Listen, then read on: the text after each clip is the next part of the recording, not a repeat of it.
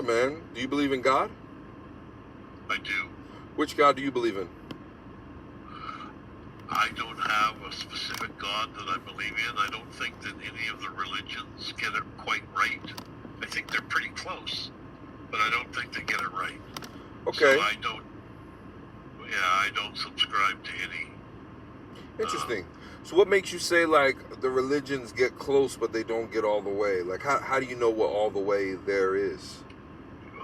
Good question. When I was 19 years old, my roommate's mother died on me on a Tuesday, and I found out on Wednesday morning, and I was just talking to her on Tuesday, and it hit me like a ton of bricks. And this is before the internet, so I started reading everything I could on death and even life after death, and if there was a place after death. 40 years later, I've come to the conclusion that there is a God, and there is life after death, and here we are.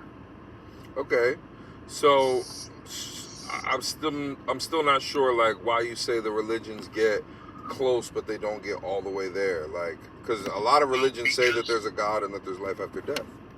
Yes, that's true, but they also say that you're judged by the Egyptians go back and by the weight of your heart, right? Yeah. And if you have a heavy heart, you're not getting into heaven, right? And that's not correct. I think that Hitler and Stalin and all those bad people are in heaven. They're in the life after death, absolutely. Oh, so you would say that Hitler, even though, all the terrible things that he did, you would say there is no judgment for him. He ends up in the same place as Mother Teresa. That's right. Interesting. Do you think that's fair? Yes, because there is no good or evil. Okay? That's a human construct. That's a human construct, okay? Good and evil is a human construct? That's right. Okay. What brings you to that conclusion? 40 years of research. Okay, so what did the research say that made you say, you know what, there is no such thing as good or evil? Like, for example, if somebody rapes a 3-year-old, is that evil? Right. I believe that you choose your life before you enter that body. And if there's certain things... So the 3-year-old chose to be raped? Yes. As a soul, not a 3-year-old. But, like, before the 3-year-old was born, right? Right. They chose to be raped when they turned 3 years old. That's right. Where are you getting this from, my friend?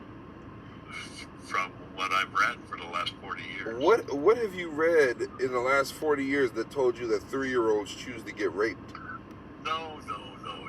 You're taking it. You see, you can't get over the fact that there isn't, or there is good and evil, right? You can't get over that. Yeah, because I think raping a 3-year-old would be absolutely evil. Like.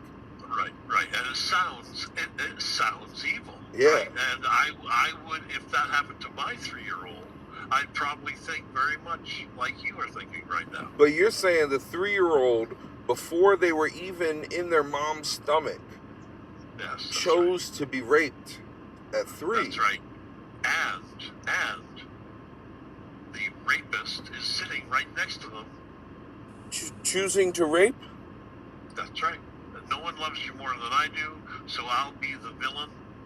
And yeah, that's right. Where are you getting this stuff from, man? All you have to do is read, buddy. All you have to do is read. I'm not going to point you in any direction. To me, I think that is like a really terrible worldview to say that everybody, like 3-year-olds chose to get raped and sat next to the rapist and said, yeah, rapist, go ahead. Like, this is insane, sir. I'm not saying that. That's exactly what you just said. You said that the 3-year-old, before they're born, chooses to get raped.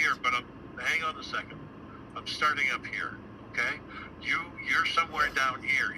You haven't done what I've done. I haven't done what you've done? Yeah. Like what? You haven't lived what I've lived. What type of life have you lived that told you that 3-year-olds choose to get raped? You gotta stop that phrase, man. That's the phrase you used. That's the phrase you used. Okay, I've had enough.